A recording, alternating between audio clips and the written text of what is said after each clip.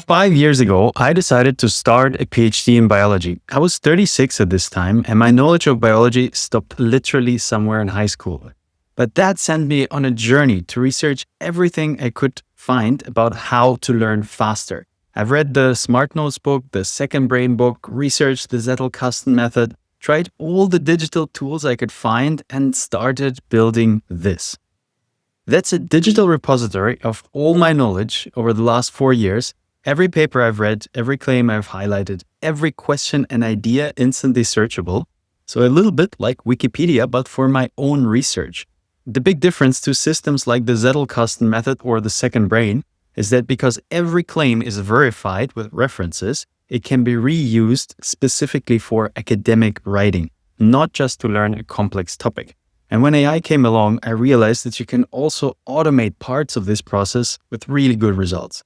A few months ago, I ended up finishing my PhD 5 months ahead of schedule and with 4 first author papers written.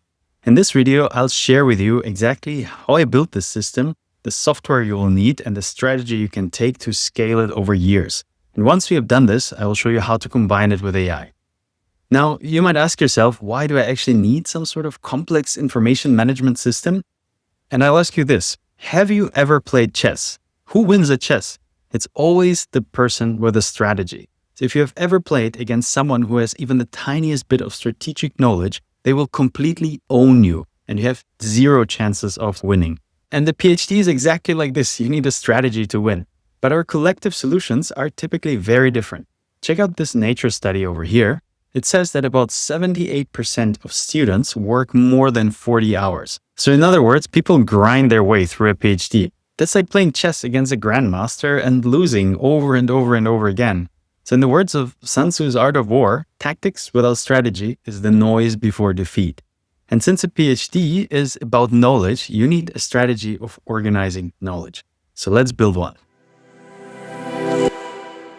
Let's keep it as simple as possible and start with something that everybody's familiar with, the largest repository of human knowledge, which is of course Wikipedia. Notice something that Wikipedia has nowhere over here any folders. Nothing tells you where a page belongs to. Instead, it's organized around concepts that are linked to one another. And if I hover over a single term, then something will pop up and give me the information almost immediately, making it very easy to access. And additionally, every claim, like over here, traces back to some sort of paper or some other source that proves why this is true. And then at the bottom, you will find all of these different books, journals, websites, and so on cited that make up the foundation of this article. But also notice what you will never find on Wikipedia, and that is a summary of any of these papers here at the bottom. But now ask yourself, when you read a paper and try to take notes on it, how do you go about it?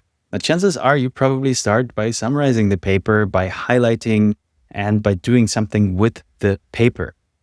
Wikipedia has none of that. That's interesting, right? But that's also intentional because that's the only way how we can organize a large body of knowledge.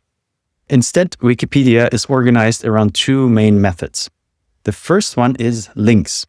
They connect different concepts together. What is an evergreen tree? What are the Myrtaceae family? What means endemic, and so on. And the second part are, of course, the references that separate the speculation from the fact. Let's take the ideas behind Wikipedia's organization, but replace the contents with our own research.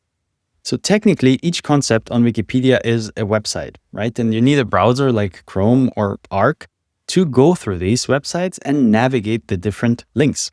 So for our personal Wikipedia, we're going to use software called Obsidian as our browser, and the web pages are going to be text files on the hard drive. This keeps everything on your computer and allows you to add additional files, like the PDFs of the papers you're reading, connect your reference manager, and so much more. So here is the plan, how we're going to tackle it. First, I want to show you briefly how Obsidian works. If you know that already, feel free to skip ahead. There's a lot of good Obsidian content out there already. Second, I will show you how to organize your academic reading in Obsidian so that over time you create something that resembles this knowledge network of Wikipedia, including all the PDFs and consisting of the reusable blocks that you can then conveniently stitch together to a new piece of writing. And then in the last part, I will combine the technology and the system and show you how it's all organized. Because the biggest challenge in this entire process is not the technology, Obsidian, and also not the system, how you organize notes. That's pretty simple. It's this mindset shift from taking sequential notes on papers, highlighting and all that stuff, to taking topical notes, because without topical notes, we cannot scale our knowledge repository. Let's open Obsidian over here. It's now completely empty because I have absolutely no notes. If you click this button over here, new node will be created and we can call this node biodiversity. And just copy something from Wikipedia so that we have some meat on this node. Create another node and I'll call it tropical forests and also paste something from Wikipedia. Now we have 2 nodes living in our Obsidian vault. So this entire vault of knowledge just lives on the hard drive and it has these 2 nodes that I can just open and preview in another application. If Obsidian started charging you money tomorrow to access your information, you would still have access to it. That's, by the way, exactly why I stopped using Notion and Evernote and all that other stuff. The first thing you notice when you look at Obsidian is that there's absolutely no way to format anything. Of course, if you double click something and then right click and then say format, you can bold and italic and strike through things, which makes it a little bit cumbersome. But the main learning here is that whenever I bold something or I italicize it, all I get is a small change in the actual text. So in that case, 2 stars have been added, and that is what the Markdown format does. It just adds specific characters to format. But honestly, don't bother learning that format. It's much easier to install a single plugin that will take care of all of that.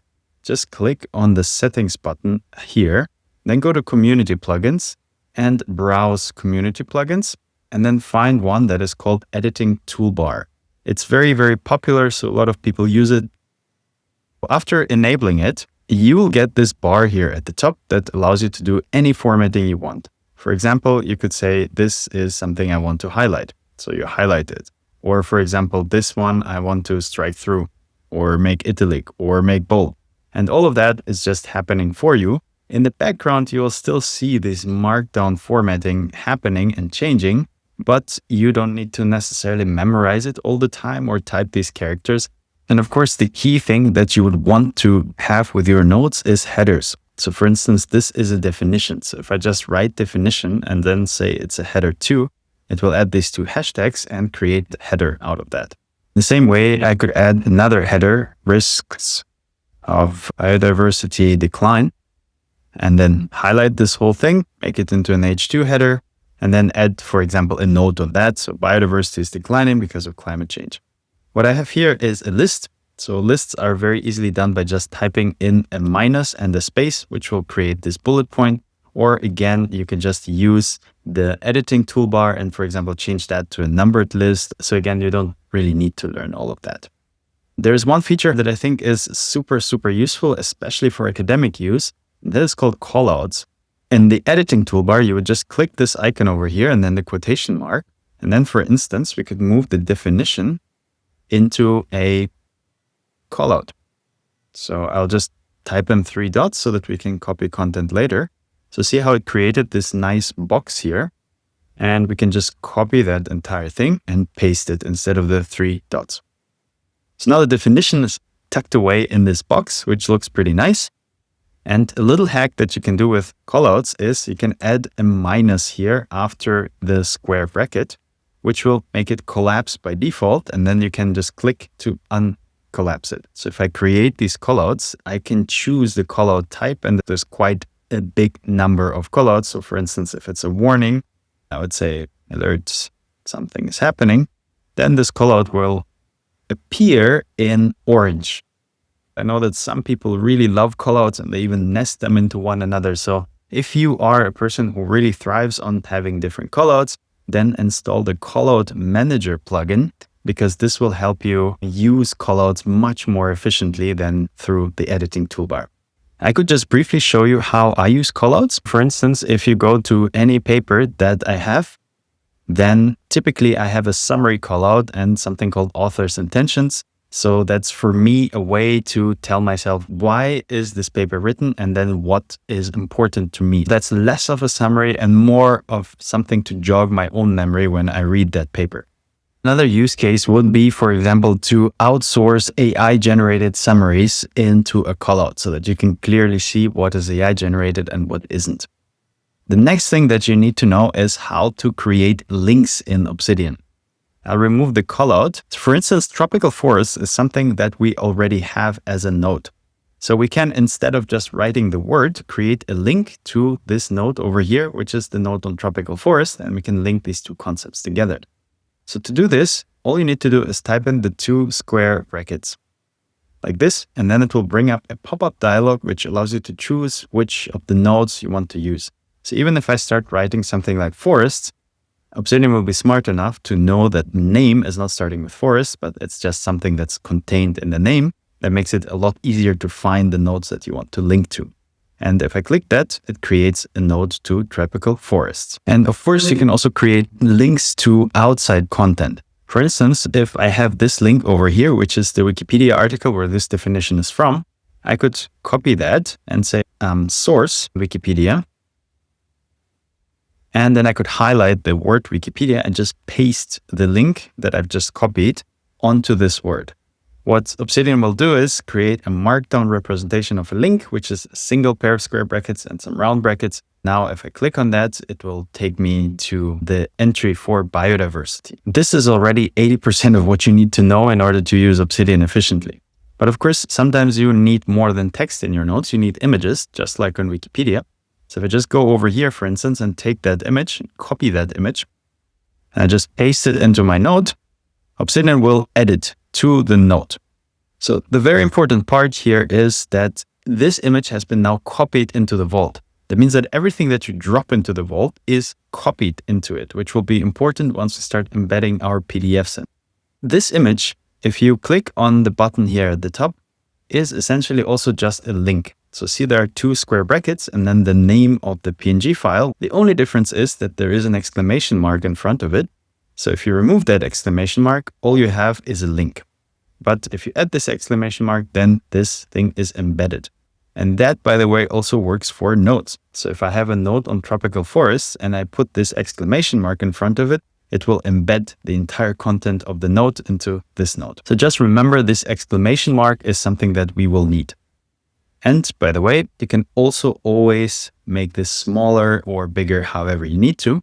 And that too will be reflected in Markdown by this pipe character and then the number of pixels that goes behind the PNG file. But now let me show you a slightly more academic workflow, and let's try to embed a PDF and create a node on a specific source. So for that, I'm going to first create 2 folders. One will be our nodes folder, where I'm going to put all of our nodes that we have created. And I'm going to create a sources folder, which will be the folder where all the source nodes, so all the PDFs and so on, will be stored. And additionally, I tend to do a support folder, which contains all the images, embeds, and so on. So they're out of the way. Now let's create a node for a paper. I'm going to call this paper Van Wyck 2020, and then just drag and drop the PDF for this paper. We have a link to the PDF. The PDF sits here in our vault. We can put it into the support folder and the Van Wyck 2020 into the sources folder, so it's nice and organized.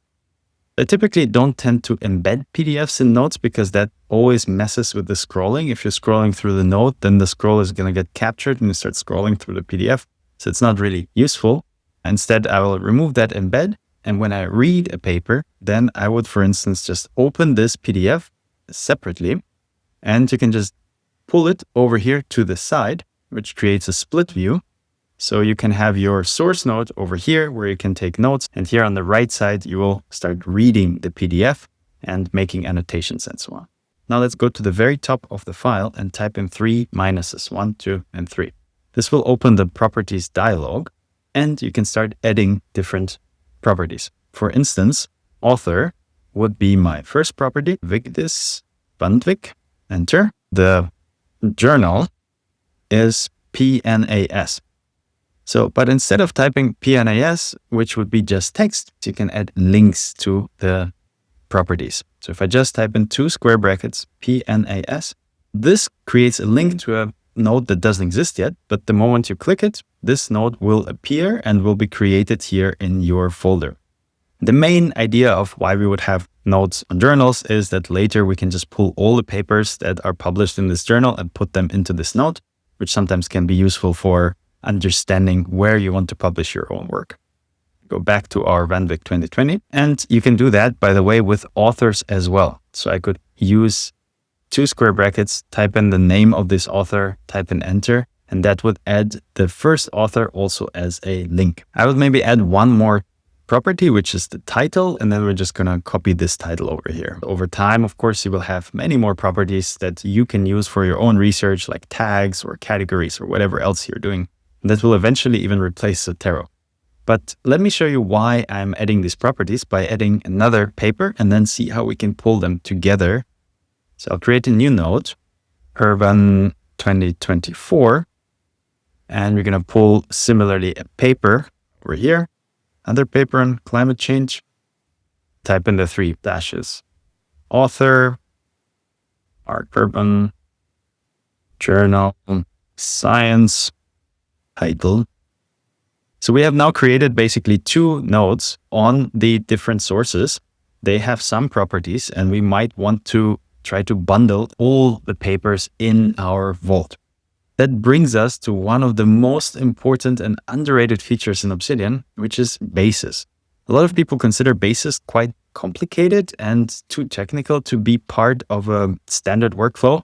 I think it's the opposite. Bases are the absolute foundation of using Obsidian in an academic or any sort of structured way. Bases are not that different from an Excel file. So in an Excel file, you have rows and you have columns. Then you can add filters, for example, to filter your rows by the value of the column. That's exactly what a base does. But instead of rows, we will have nodes, and instead of columns, we have the properties that these nodes have. So let's create a new base by using the command palette. Obsidian has this wonderful feature. If you click Command P or Control P, or just press this button over here, you come to a dialog that allows you to do anything Obsidian can do, basically. So if I type in bases, then it gives me the ability to create a new base. Let's create a new base and call it papers. By default, this base just displays all the files in our vault. That is just how bases work. They take all of the files, and then you're going to have to create filters and structure to display the files that you want. For instance, in our case, we just want to display the files in the sources folder. To see in which folder for something is, we can, for example, go to Properties and then click Folder. What we are interested in is basically everything that's in the Sources folder. So if I sort on that, then you can really see where things are. To filter, you just click Filter, and then there's a very convenient drag and drop dialog. So if I say Folder is, and Obsidian is already smart enough to suggest the folders that exist, for instance, Sources, then this is what is going to be displayed. The folder property itself, at this point, we don't really need, so we can take it out, but we can add the author, the journal, the title, and so on. So I can even rearrange maybe a little bit. The cool thing about it is that we can now use this preview feature that Obsidian has. If you hit Command and you hover over something, it will give you the preview of this node. And if you, again, hover over links in this node, it will give you the PDF, for example, in our case. That's why I always add the PDF link somewhere to the top so that I can always drill down to the specific paper. So that's, of course, not very impressive if you only have 2 papers. Let me instead show you how that looks once you progress a little bit. Here is a base on the papers that are related to a specific project that I'm working on, which is essentially a paper. And it creates a base which lists the papers by their rating, and there is a summary that I have written myself about that. So these are the foundational works. And in the same way, you can also create papers that you actually want to read. So here is a list of papers that are a reading list. So that, of course, features the title and maybe the intent why I want to read this. Here's an example of a larger base that contains basically all the papers in my vault sorted or ranked by different years or properties. For instance, I can have all the papers that released in 2025 and then scroll down and then find all the papers released in 2024. You can create quite elaborate formulas so that you have all these different icons appearing. So bases are incredibly flexible when it comes to organizing your knowledge. And as you maybe can already feel, like a base like this can easily replace Zotero for you, because Zotero is just terrible, clunky UI. I don't like Zotero. And here I have full flexibility. What is in the rows, what is in the columns, how it is displayed. I can immediately jump into the single paper, immediately jump into the PDF. That's so much faster and more dignified than using Zotero, in my opinion. Don't shy away from bases, and I have links to 2 blog posts that I made about bases and how you can learn to use them. So armed with this first setup, let's now move on to the second part, where we're gonna try to understand how we are going to structure these notes once we have hundreds or thousands of notes, because that is where the real challenge lies, is to keep a structure that scales with you and where you can find your notes. That's, I think, where I made the most mistakes with, and I hope that the next part will be really useful for that. Here's where most people go wrong. They think note-taking means summarizing a paper or any sort of source. But summaries aren't that useful. For papers, you typically have an abstract where someone who knows the paper far better than you spend hours and hours summarizing it. So summarizing is just compressing knowledge so it's easily transportable from one person to another. Think of it as a suitcase. Compresses your clothes beautifully, but try to find any specific item, and that gets really, really difficult. Because you have to open the entire thing, you have to look, you have to rummage through it. By this time, you kind of already forgot what you're looking for, and so on. So what you actually want is a wardrobe. And that requires a mindset shift in how you organize your clothing or information in that case. So instead of taking notes on sources and PDFs, we first understand which topics these sources deal with, and then we extract the claims a source makes on these topics into the respective notes. After experimenting quite a while, I think there are only 3 types of notes that you need to ensure that this system works. First, you need source notes, which contain everything someone else is saying. They're not really mutable, so you just write them and you forget about them. And then the topic notes, which contain all the claims you extract from these papers. They are subject to your interpretation, but not speculation. Every claim here in the topic note links back to the source note. Number 3 is the argument or thinking notes, which contain your own thoughts, your own ideas, your own question.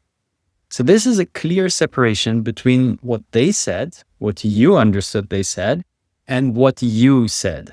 So sources, topics, and arguments is what enables rigorous research, in my opinion.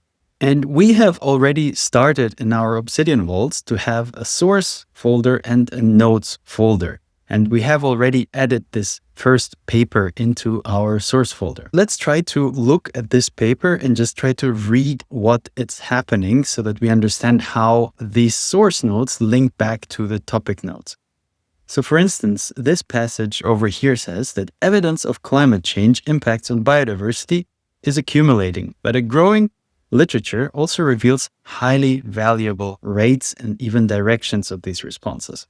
That is something that relates to the concept of biodiversity, and we have already a note on biodiversity. So let's go to this note and basically try to extract that claim from this paper over here into biodiversity.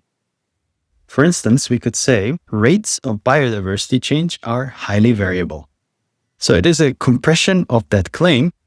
And to make sure that it's not a claim that I'm making, but the paper is making, I'm going to add a link to VanVik 2020. So this ensures that whenever I read something on biodiversity and I think, oh, that's a really good point that I want to reuse somewhere, I know where to double check, namely in this VanVik 2020 paper. And remember, in Obsidian, you could always hover something with your command key, and then it will pop up the contents of the source note, which at this time only contains some properties, but is essentially empty. and it contains the link to the PDF, which helps me open up the PDF. So right now the PDF is of course open here on the right, but if you have hundreds of notes, this becomes really, really useful way of actually seeing the raw source immediately in a few steps. And there's a small hack, I would say, that I'm using. So if I copy the title of the paper and go to this PDF link, and after the .pdf, I'm going to type a pipe character and paste that title there. What this does is it will display the title, but actually link to the PDF itself in the background. So this allows me to hide the PDF behind the title.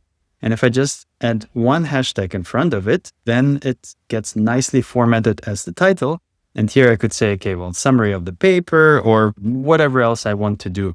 Like author's intentions is something that I often try to extract, core theory, and so on. So whatever else you would want to add into your source note.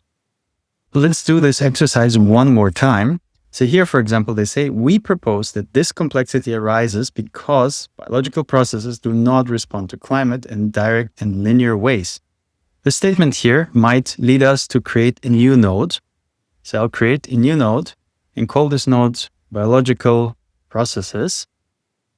I will put it for now manually into the notes folder and just write down that responses to climate are not linear.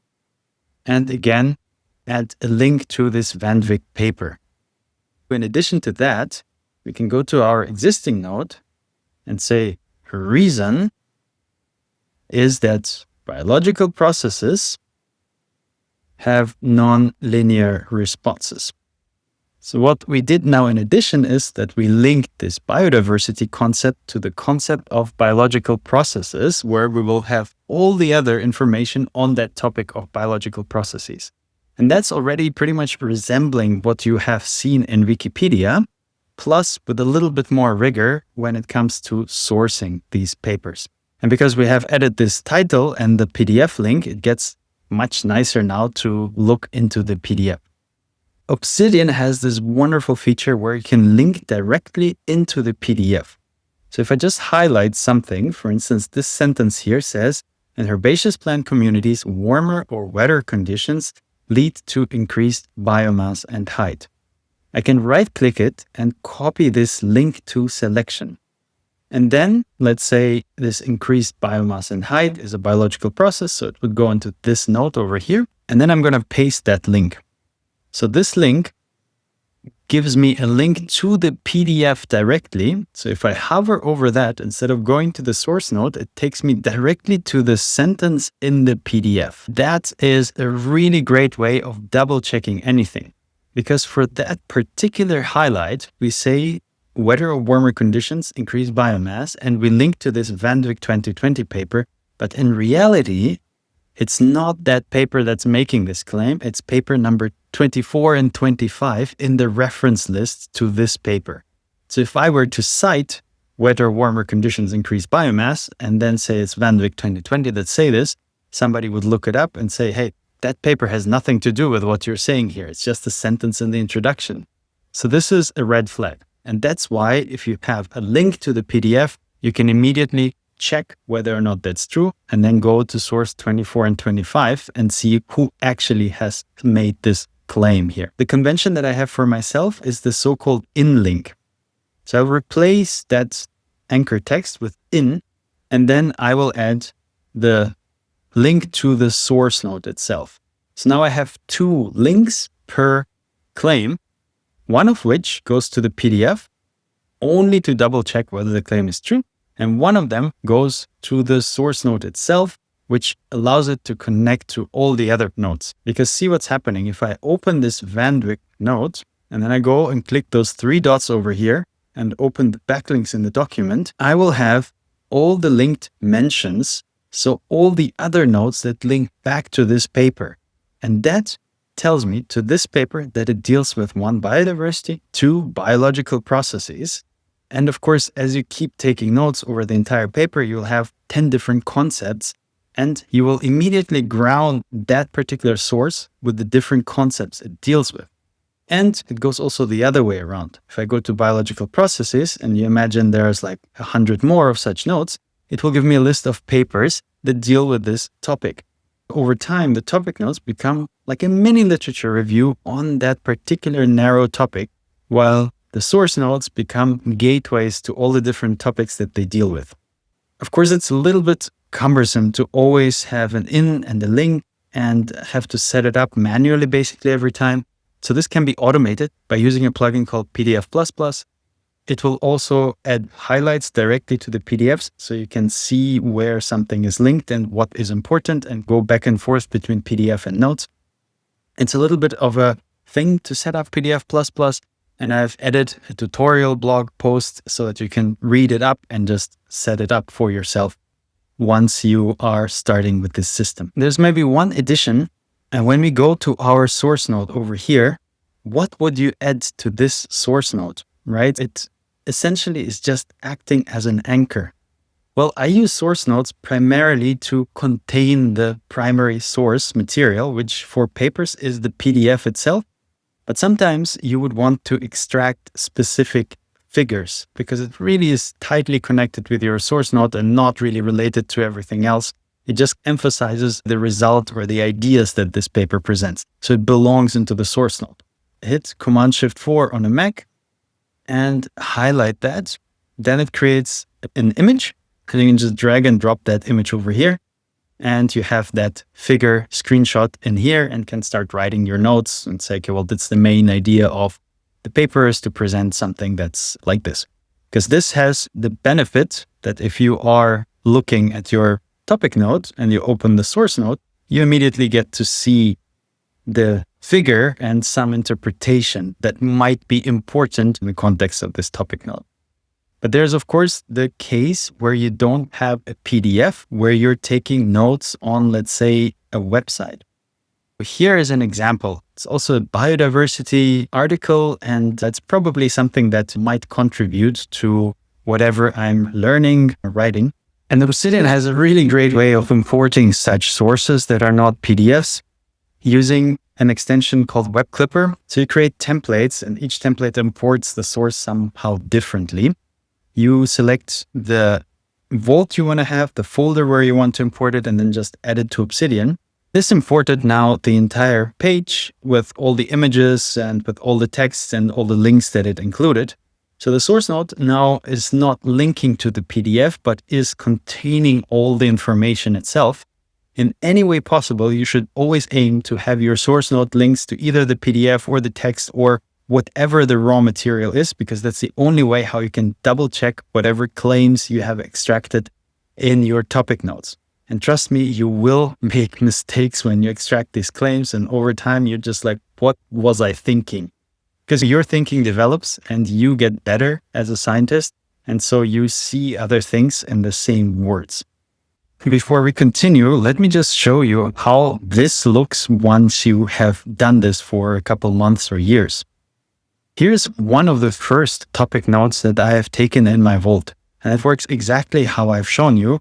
There's one thing that I think is very important to see, and that is that all of these notes are pretty short. So I call them atomic sentences because they're sentences that are basically minimalistic and that you don't need to add anything else to.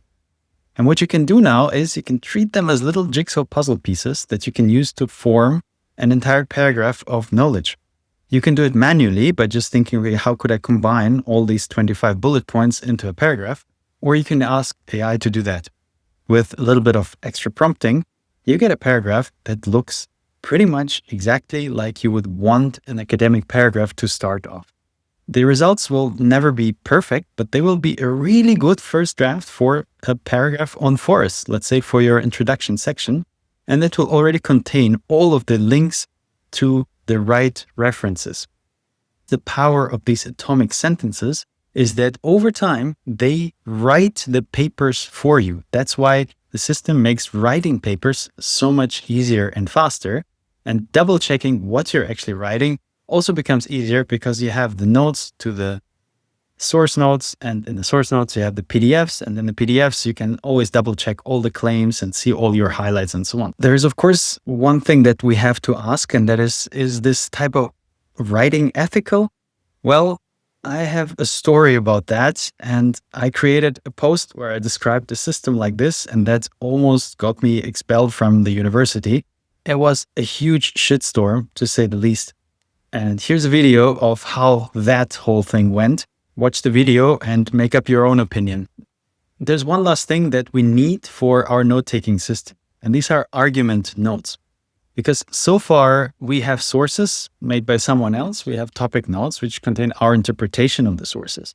But where do we store our actual ideas, our thoughts, opinions, questions, and so on? So that's what argument notes are for. You can also call them thinking notes. They are separate from all the other notes, and they contain pure speculation, so to speak, purely you, nobody else. And this separation is essential for this academic note-taking system, because you need to understand what claims others have made and what your speculation is. Here are a few examples that I have in my own vault. For instance, this note over here is asking the question, does grazing have an effect on range shifts? And what I did is I added an email thread that I had with somebody from the scientific community on that. They had really good points and led me through good papers and so on and so on. Because here at the bottom, again with the linked mentions, I can see where it was used. And if I wanted to explore that question further, I would already know where to start, because this paper linked to this question. And then over time, that question note grew by the email exchange with John Campbell. Another way of having an argument note is over here. I have just written up something. I have added the sources. I have added bullet point introductions, my thesis aims, the chapter outlines, and all the things. So it's completely me. That's why it is an argument note.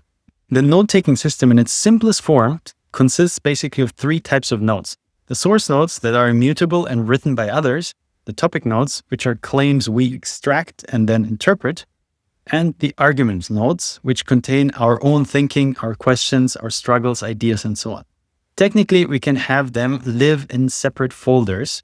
And this allows us to use a variety of plugins to style them differently, have different colors, and so on.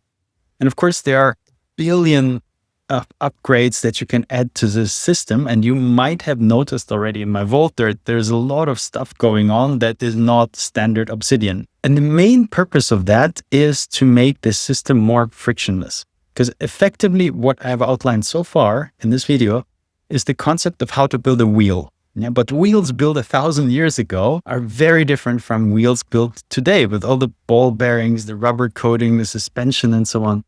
So these are improvements that you will, over time, absolutely discover by yourself if you play around with Obsidian. You can check out my blog for more tutorials. I've been writing about it for many years. You can, of course, subscribe to the newsletter and get a weekly tutorial. Or if you want a really deep dive, I have an entire course recorded on how to build every single aspect of my vault, and contains about 8 hours of video in small chunks and adds you to the community where you can ask questions. But that's all just a shortcut, because you figure all of these things out on your own. Don't stress about it. Don't try to learn everything at once. This will just overwhelm you. Obsidian is complicated as hell if you start out with it for the first time. To avoid this overwhelm, let me show you now in part 3 exactly how I take notes with the simple system that we have built so far without any of this extra coloring and plugins and so on. For this demo, I'm going to use the article that we clipped because you don't need any domain knowledge to understand it. Let's first clean up Obsidian. Let's close all the other tabs. Close everything in here, but I'll just leave a note open here on biodiversity. The way that I usually do it is I have my reading on the left and I have my notes on the right. And we can for now completely forget about the sidebar. Let's start reading. A small boy hauls enthusiastically on his fishing rod. The line flies up and the needle spin fish strikes him on the eye. Desperate to stay outdoors. So at this point, I might already start thinking, okay, maybe that's all just fluff. So we can just skim through it and see, okay. Well, the father of biodiversity is being introduced here.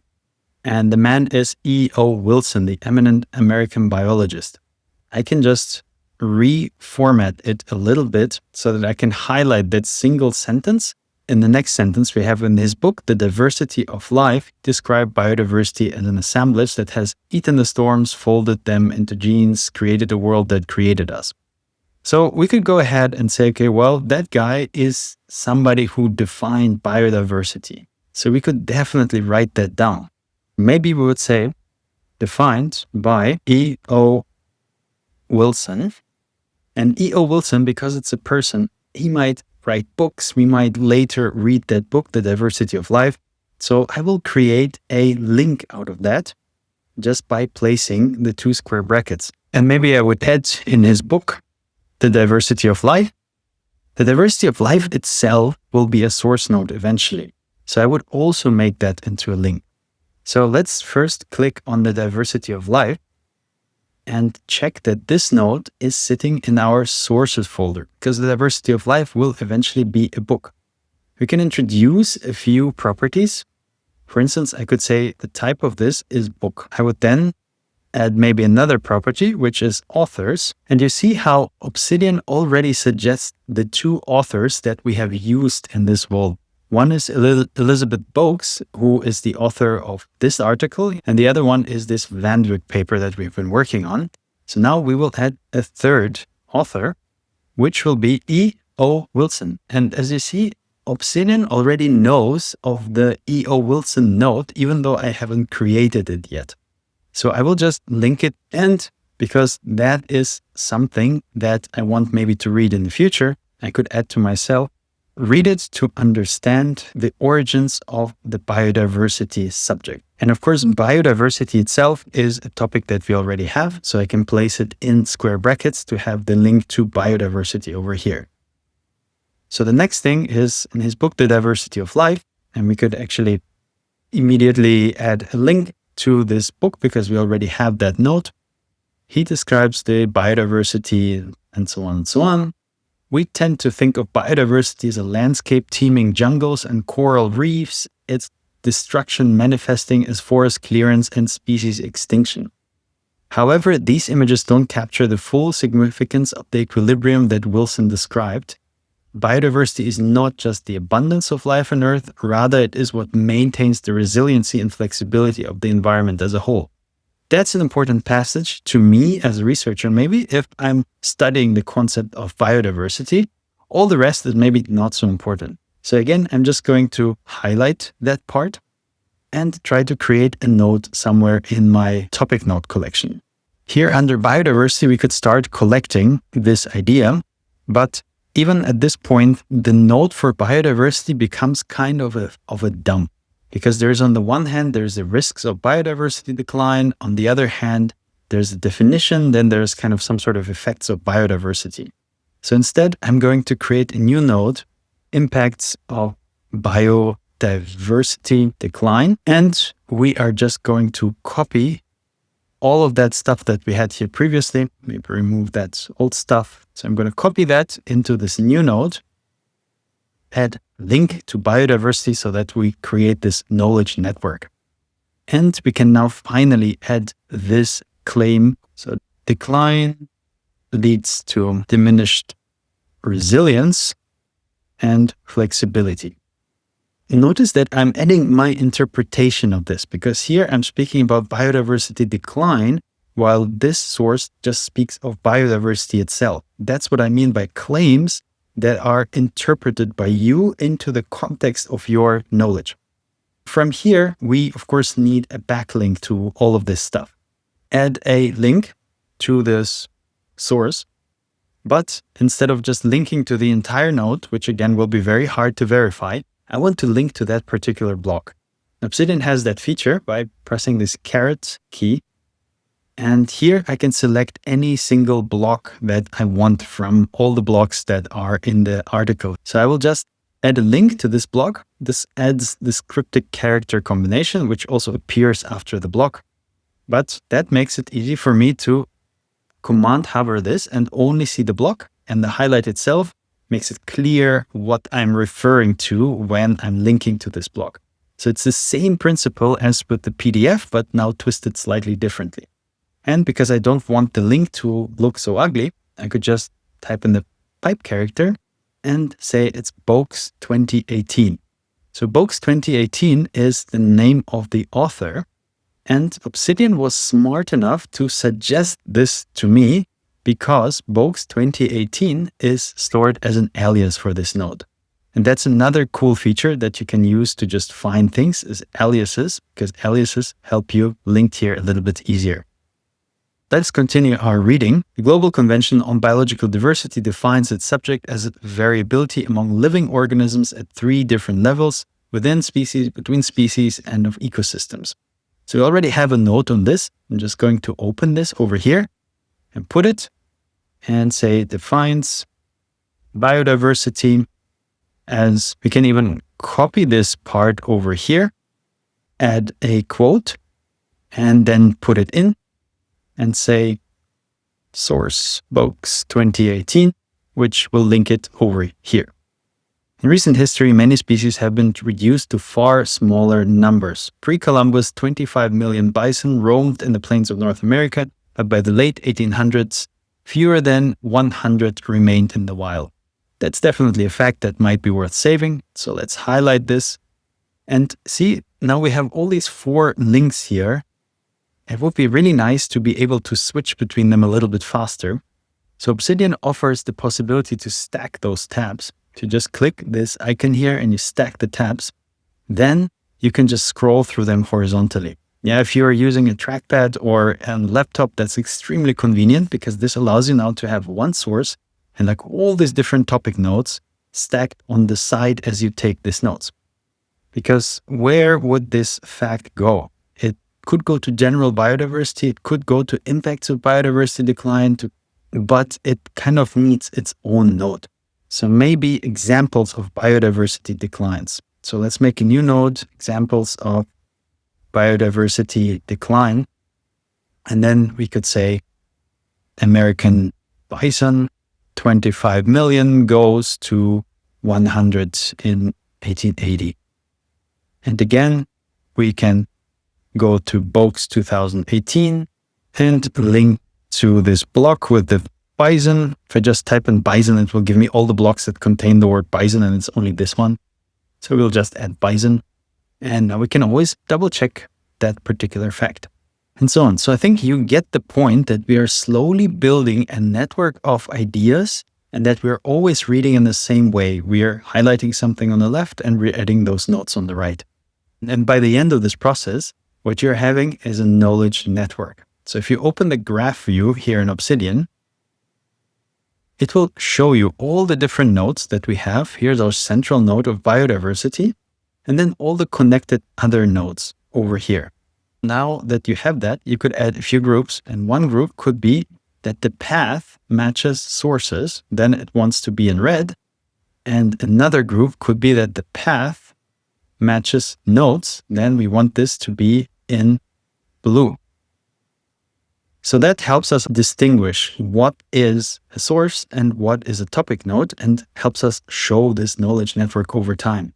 That just took us, a couple minutes. So let me show you how that looks after 5 years. Here is my vault again. And if we just open the graph view, there's thousands of nodes, maybe not thousands, but hundreds of nodes for sure. And they're also coded. The green ones are topics and the blue ones are sources. So very similar. And we can jump into each individual node. We can see all of the different connections.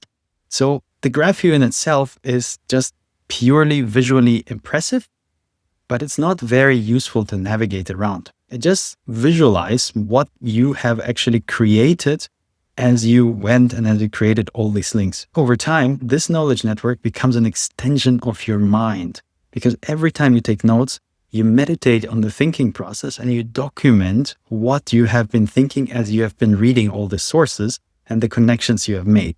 And the knowledge network is a reflection of this. And moreover, jumping into any of these nodes allows you to immediately discover tons and tons of different other relevant connections, be it to other topics or be it to sources. So I hope this demo makes sense to you and you see how powerful over time that simple note-taking system is and the severe mindset shift that we need, which is to take notes on topics. We set out to create a personal Wikipedia for our research that would allow us to write papers faster, find everything that we have ever read, and also to generate new research ideas. The key to achieving this was to create so-called topic notes, consisting of atomic sentences, which naturally over time became narrow literature review clusters, which are super easy to find and which you can update as your knowledge grows on the topic. And because we took those notes as claims from other papers using these small atomic sentences, we could use them or reuse them to draft our paper much faster and even have AI help us in this process. And the last part were argument notes, where we just put our own understanding of the subject matter, our speculation, and so on. This trinity of source, topic, and argument is what creates a system that tracks every claim to its source, allows you to express yourself, and at the same time grows with you over years and years and maybe even decades to come. In the beginning, I also said that generating ideas is a side effect of using that system. So let me explain this to you. We start here and explore a note on fossil fuels, for example. It links to another concept, which is maybe climate change. Just reading this and navigating this climate change note, we might be finding that one of the impacts of climate change on the planet is melting ice sheets. That's another topic note. And this note is then again maybe linked to your favorite subject, penguins. So a penguin note in itself might contain even a reference to a paper that you read just for fun a couple years back about declining penguin populations in Antarctica. What you did here is actually not trivial, because you synthesized a connection between declining penguin populations and the newest fossil fuel emission reports. You can now consider creating a new idea or question note and ask yourself, how are penguin populations impacted by the new fossil fuel emission projections or something like that? There are a myriad of tools that can help you find related papers to these two and get you started on the literature review. So the idea itself was generated actually by just walking this knowledge graph. We didn't do some sort of idea generation ritual or brainstorming. It just happened by navigating the network. And that is why the idea generation in this note-taking system is a side product of a well-organized structure. I see it a little bit like a garden. Your notes are plants. You saw them, you create the soil for them, you link them, you curate them in a certain way. But from there, you just have to wait, and let your knowledge network grow over time. If you did everything right, then the harvesting part, the idea generation, the paper writing, that's actually the fun part. For most people, it's actually exactly the opposite, because they are, so to speak, hunters of information. Whenever they get hungry and they have to write a paper, then they go hunt for new ideas, they go hunt for how to write all of that. And that takes a lot of effort, because you have to find all the papers again, try to upload all of that into your mind, and then get to the writing part. We are farmers of knowledge. We planted this knowledge maybe years ago into the soil of the knowledge network. And when the time came to write a paper, all we needed to do is pluck different notes and create a paper out of it. So the apple was growing there on the tree. All we had to do is grab and bite it. But keep in mind that once you have eaten your first apple, you are never going back to this pen and paper notes and PDF highlights. Digital note-taking is literally a one-way street. So guys, this video got astonishingly long. I'm really glad you stuck around for all of the duration. So please post your questions and comments below, and I'm really glad to answer them or guide you to one of the blog posts that I've written in the last couple of years. And if you want to learn more, then please sign up to the Effortless Academic newsletter. I will send you a free 21-day course to walk you through setting up this system with all its many components, and also add a few more things we didn't have time to talk about, like project management, mind mapping, the different plugins, and so on. So thank you so much for watching, and I hope you make your notes work for you.